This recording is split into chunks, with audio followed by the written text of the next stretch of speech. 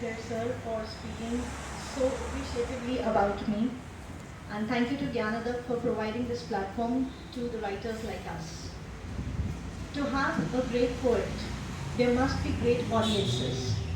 I'm not sure about my greatness, but I'm certainly sure about your greatness and your graciousness as you have extracted some moments from the hectic schedule to be a part of this literary extravaganza. This presentation has already given a glimpse of my life, my journey, so I won't deliberate more on I, me, and myself, and would rather move on to share my work with you. A poet looks at the words the way a man looks at a woman. I love to play with words. My father often says that writing is like playing with your beloved. I like flirting with language. I like playing with words. My husband Vikas, you have a rival, you must be feeling envious also. So, playing with words, I have written many poems and it comes natural and easy to me. Thank God for that. My grandmother had been instrumental in sculpting my personality, in imparting the values of life to me. I had written a poem for her as a tribute. She left me in 2006. I'd like to begin with that poem. The title of the poem is Miss You Granny. Like the tree, you stood by me, my dear Granny, a reservoir of love, an apostle of compassion, epitome of courage, an anchor in distress. They say, you're no more. I feel you all the more. My elation finds you smiling. My agony sees you patting. My success sees you clapping. My setback locates you boasting. All is same as it was. Nothing changed, but something has changed. Granny, I haven't got that colloquial hug from you, that maternal touch for long. Those lingering moments of chat are lost in oblivion. Something has changed, Granny. Loved ones have dropped their veils. You must be astonished that I carried myself all distinguished. I wish to rewind those days when my anxieties dissolved into your lap along with my head. The band of protection you had encircled around me has vanished. The struggles of life are tearing. I won't let you down. So, walking with head held high. But I need you truly to hold me, comfort me, and cheer me. Truly miss you, Granny.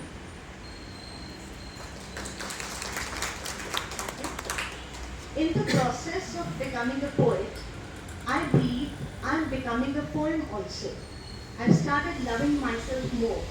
I've started celebrating my identity. I've started liking the way I'm evolving each day. So I had written a poem on myself when I turned 36 on my birthday. Which birthday, I won't let you know that. So I would recite that poem also for you.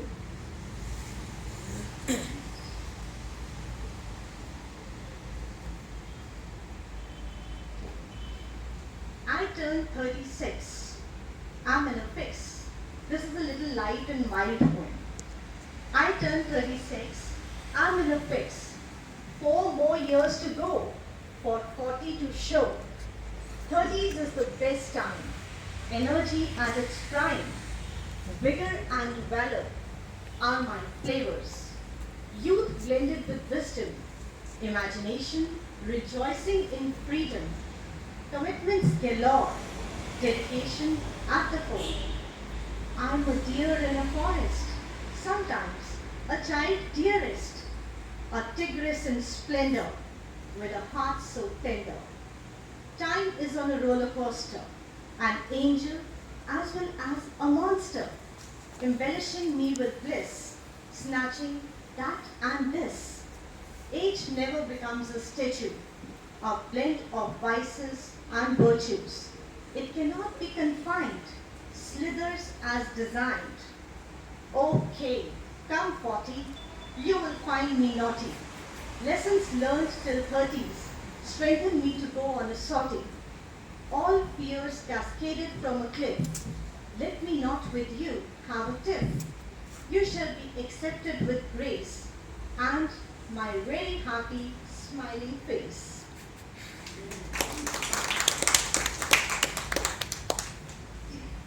Robert Frost had once remarked, poetry is when an emotion has found a thought and a thought has found words. I think my emotions have found the thoughts, have been finding the thoughts and also the words. There's another poem which I had written on a very intriguing topic, death.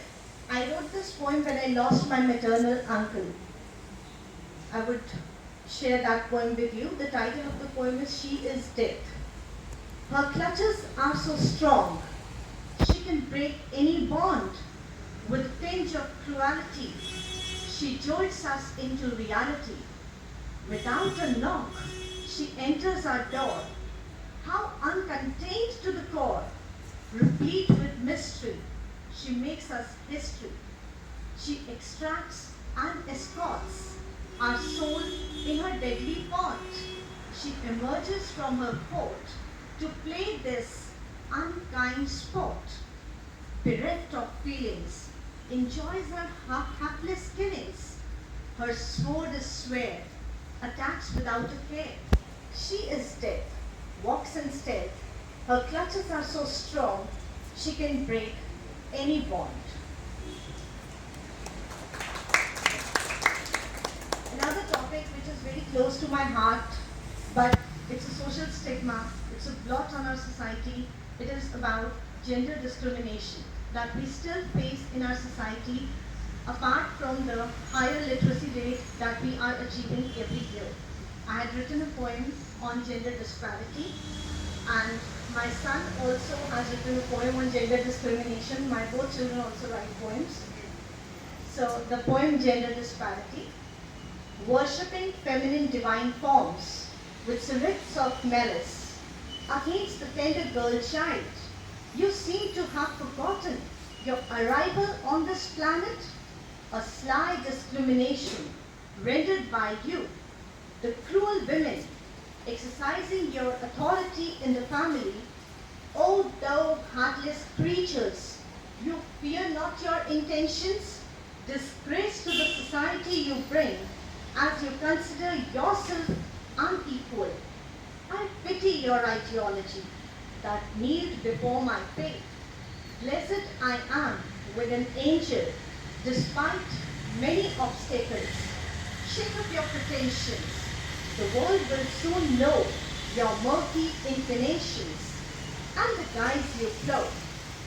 Inequality brewing between a girl and a boy in your filthy mind hath hurt my fairer soul.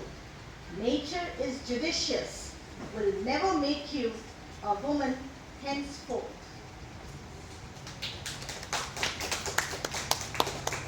It is said that the crown of literature is poetry, and this quote was remarked by W. Somers' mom. Had he been here, he would have really been pained to find that poetry is being meted out a stepmotherly treatment nowadays. People don't like to read poetry, people don't like to write poems because they feel it's very complicated. But I feel that prose talks, but poetry says. Prose is equally important.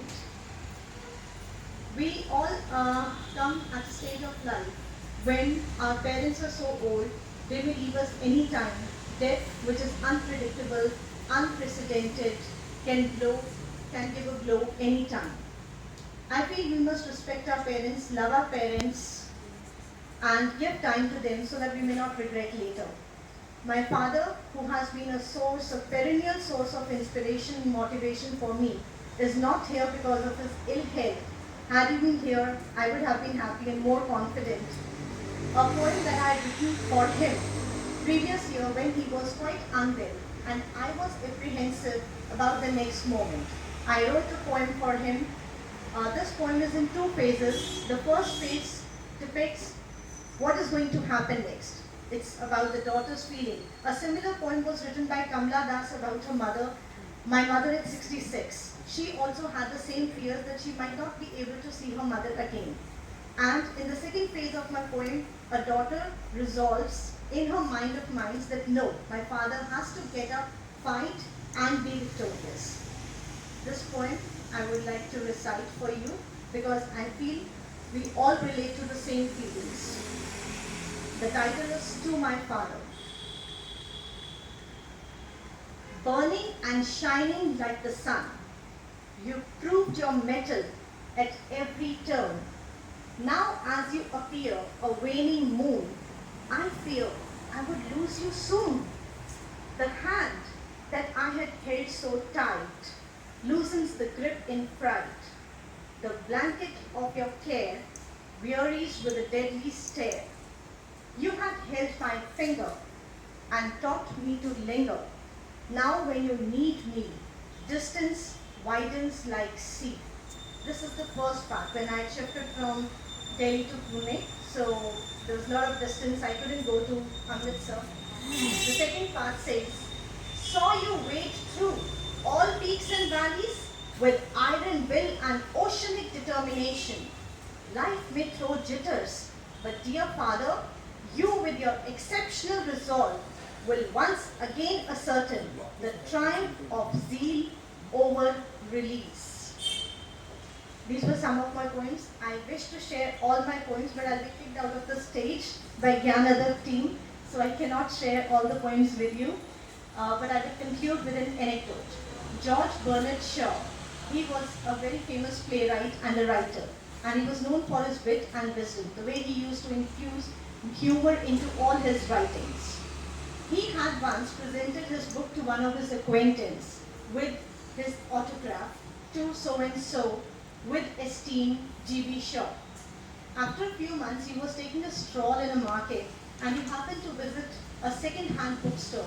He went inside the bookstore and he was astonished and stunned to find the same book on the shelves. He couldn't believe his eyes. He picked up the book, read it inside, and was confirmed about it that yes, it's the same book that he had presented to his acquaintance. He purchased the book from the bookstore and sent to the same fellow with the autograph, with renewed esteem, G.B. Shaw. My literary colleagues here and I, we have also displayed our books here. Please make an addition to your library and please don't sell our books anywhere. Thank you.